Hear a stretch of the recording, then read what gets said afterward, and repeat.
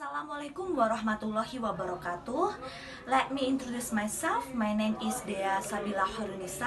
I am from English Department 3B NPM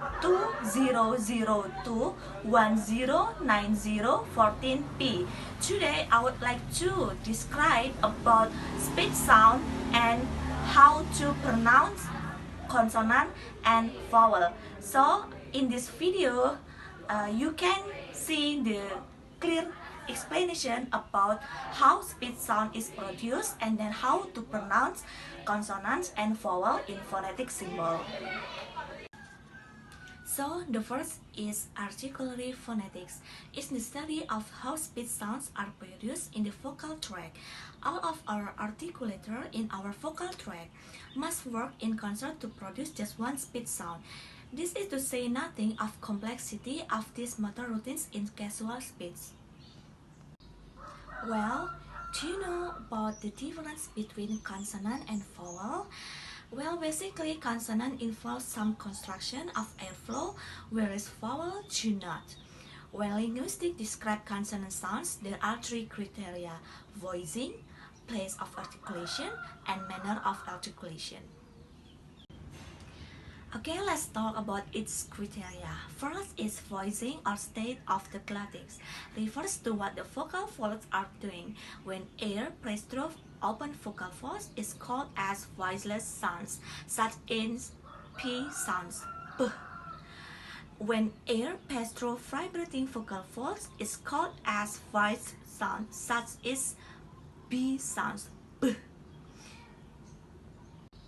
You can feel the difference between voiced and voiceless sounds by putting your hand right here on your Adam's apple if you are male, or where your Adam's apple would be if you are female. So produce these two sounds in succession.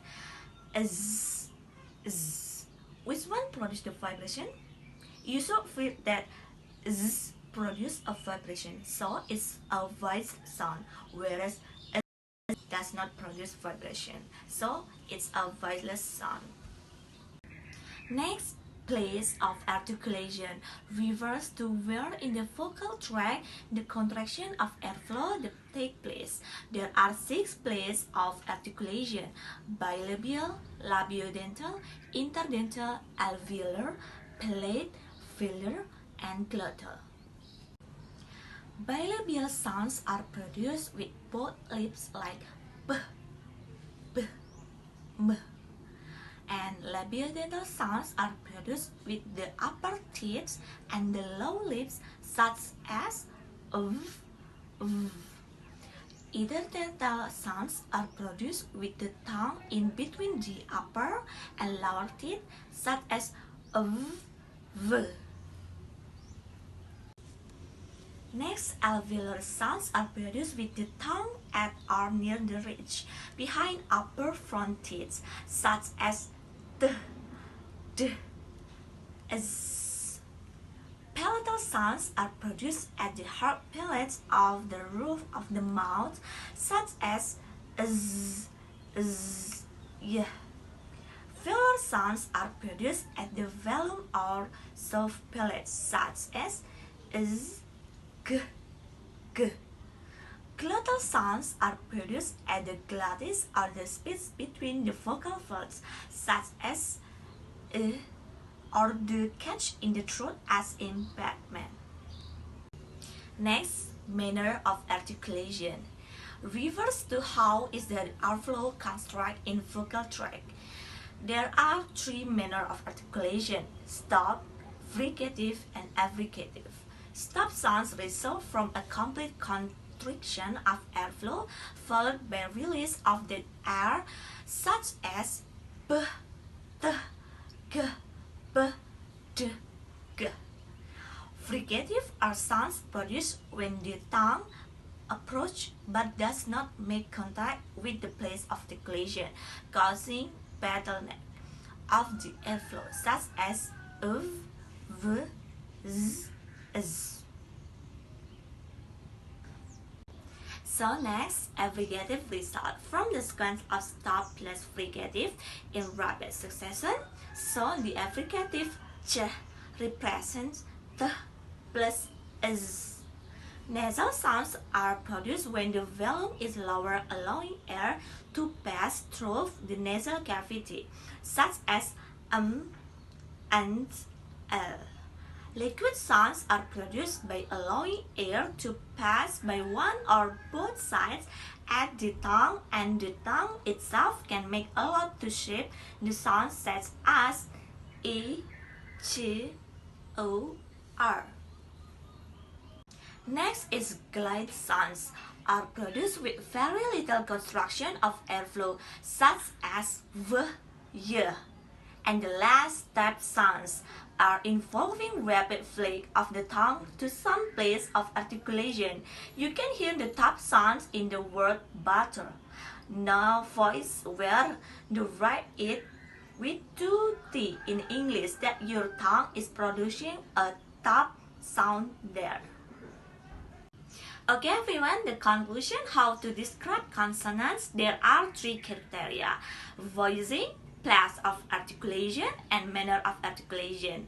So we take example of the P sounds is considered as voiced, bilabial, stops, and S sounds is voiceless, alveolar, fricative. That's all for the consonant vowel. We move to vowel sounds. Okay, we will discuss about vowel sounds. There are 2 types of vowel sounds, monophthongs and diphthongs. Monophthongs involve 1 vowel quality and diphthongs involve 2 vowel quality. When linguistics are describing vowel sounds, we have to rely on a different set of criteria for what we use in describing consonant, because remember, vowels do not include the construction of airflow in the vocal tract.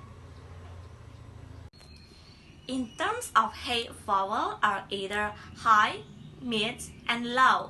High in E sound in the word C, mid in A sounds in the word bat, or low in sounds A in the word heart. In terms of backness, refers to how far front or back tongue is when producing the vowel. Consider vowel E and U. If you can pronounce vowel in succession, you may notice that your tongue is moving forward and backwards. E, U, E, U, E, U. In the term of backness, vowels considered as front, central, and back. In the term of roundedness, means whether or not the lips are rounded when producing the vowel. As you can see, sounds U, you can clearly see fil is rounded vowel, whereas E not a rounded vowel.